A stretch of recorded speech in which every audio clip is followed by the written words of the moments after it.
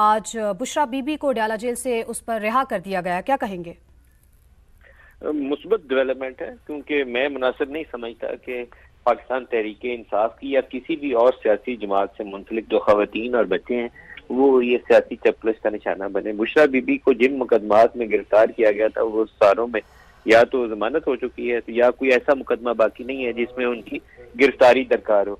तो बहुत ही मुनासिब फैसला है कि उनको रिहा कर दिया गया। इसके साथ ही एक और पेशरफ्त होनी चाहिए कि इमरान खान की दोनों बहनें, उनको भी रिहा किया जाना चाहिए, और डॉक्टर यास्मीन या और अगर किसी कोई खातून गिरफ्तार है, मुझे सबके नाम पता नहीं है, उनको रिहा कर देना चाहिए। डॉक्टर यास्मीन के ऊपर भी जो मुकदमा है वो मुकदमा चलाया जा सकता है, वो पाकिस्तान में मौजूद होंगी, तो अगर उनकी किसी मुकदमे में दोबारा तलबी की जरूरत होगी तो उनको तलब किया जा सकता है। तो 9 मई के बाद से गिरफ्तारी है, तवील अरसा वो जेल काट चुकी है, शायद उनको किसी जुर्म में इतनी सजा ना होनी हो जितनी वो जेल काट चुकी है। तो ये बेहतर पेशरफ ये होगी कि सारी खवातीन को एज ए गुडविल जेस्चर रिहा किया जाए।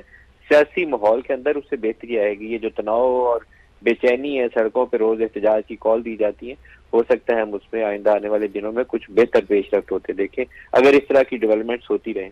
जी नदीम मलिक साहब, जिस तरह से हमने मौसम में तब्दीली देखी है, समझते आने वाले दिनों में सियासत में भी इसी तरह ही गर्मी का जोर कुछ कम होगा?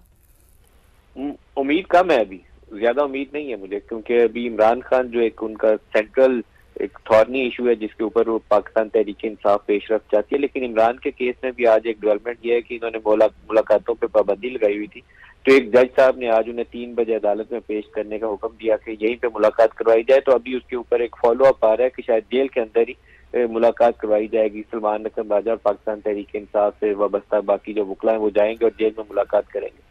तो इस तनाव को जितना कम किया जा सकता है, टेम्परेचर को जितना नीचे लाया जा सकता है, हुकूमत वक्त का उसमें फायदा है। हुकूमत को ये कभी सूट नहीं करता कि हर तरफ आग लगी रहे और बिल्कुल एक क्योस की कैफियत हो, लोग सड़कों पर एहतजाज की कॉल दे रहे हो या जेल के बाहर जाके एहतजाज कर रहे हो। उससे कहीं बेहतर होता है कि आप मुकदमात सुने, मुलाकात की इजाजत दें, खवातीन और बच्चों से नरमी से पेश है। बहुत ज्यादा नरमी की जरूरत होती है खवातीन और बच्चों के मामले में। हमारा मुआशरा जो है उसका तकाजा करता है कि बिला वजह किसी खातून को हम किसी सियासी चपकलश का निशाना बनाते हुए गिरफ्तार न करने। ऐसे ही है जैसे PMLN के दौरे हुकूमत में जब मरियम को गिरफ्तार किया गया या आसिफ अली जरदारी साहब की बहन को गिरफ्तार किया गया, तो उस वक्त तनकीद की जाती थी कि ये दुरुस्त मामला नहीं है, खवातीन को इस सियासी मुनाफरत की फिजा से दूर रहना चाहिए। तो अभी भी वही सूरत हाल है। अभी वो PMLN वाले बाहर आए हैं तो PTI वाले अंदर है। इस खेल से हमें आगे से बढ़ना चाहिए।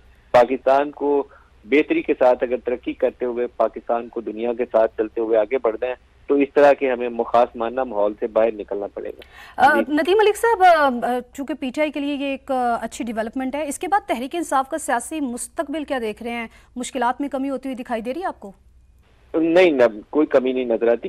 PTI जो है वो अभी तितर बितर नजर आती है मुझे। PTI एक सेंट्रल पावर के तौर पर एग्जिस्ट करती है सिर्फ इमरान खान के इर्द गिर्द, लेकिन इमरान खान जब मंजर से हटते हैं तो उसके नीचे उनकी सेकंड टियर कोई नहीं है जो पार्टी को चला सके। ये उनका बड़ा अलमिया है।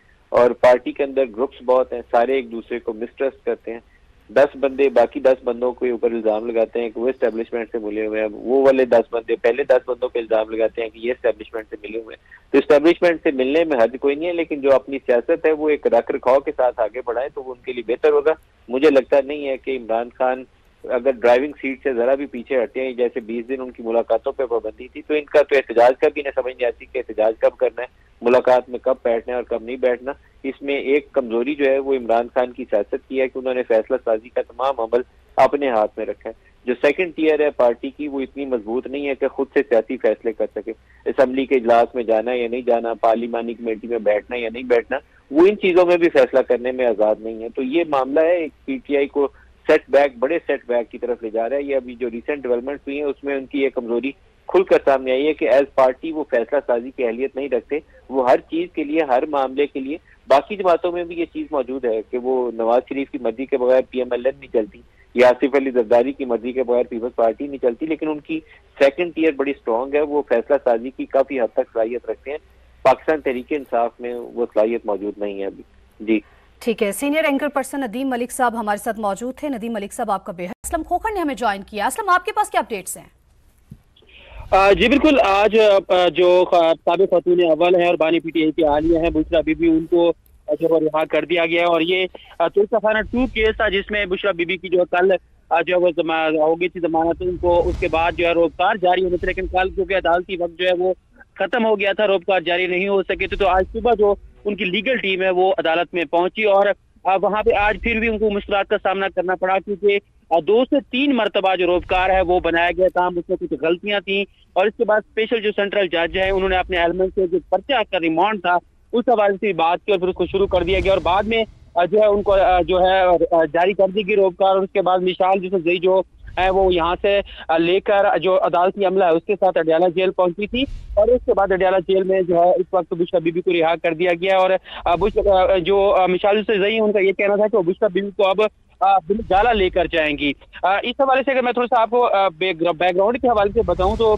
बुशरा बीबी की जो मजमूई तौर पर 15 केसेस में रिलीफ मिलने पर 267 दिन बाद आज अडयाला जेल से उनको जो है वो रिहाई हुई है।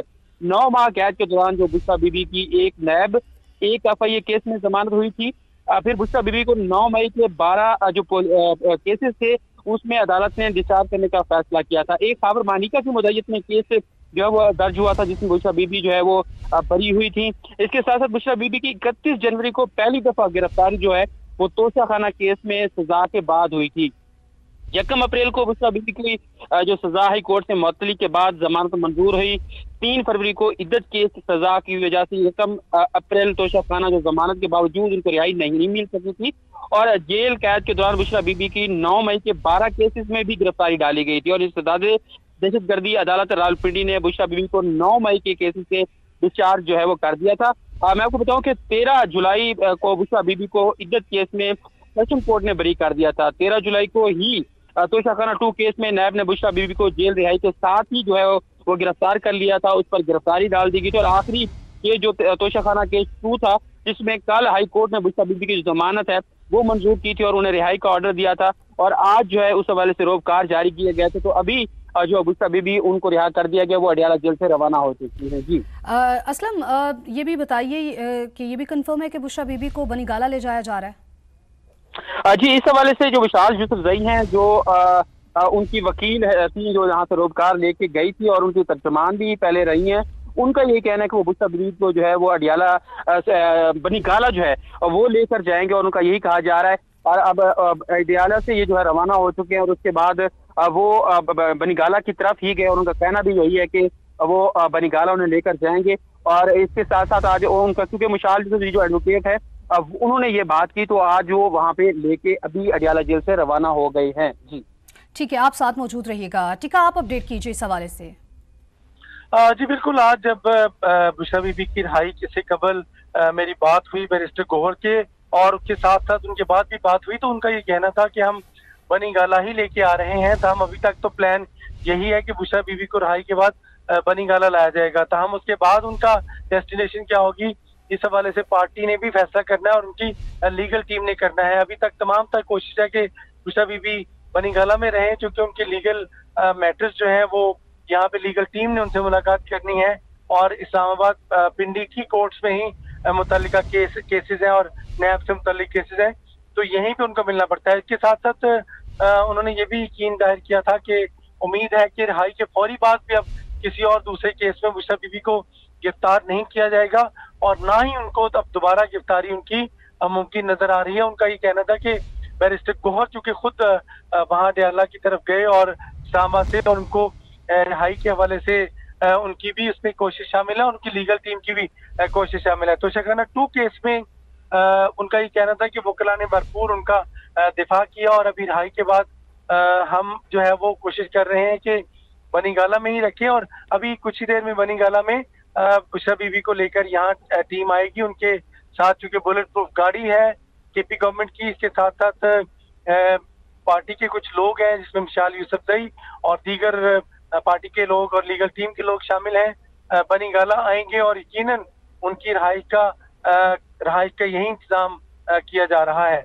इससे कबल भी बुशरा बीबी को जब गिरफ्तार किया गया था और उसके बाद उनको अडयाला पहुंचाया गया था, उन्होंने खुद कहा था कि वो यहाँ नहीं रहना चाहती, वो भी अडयाला में ही रहना चाहती है।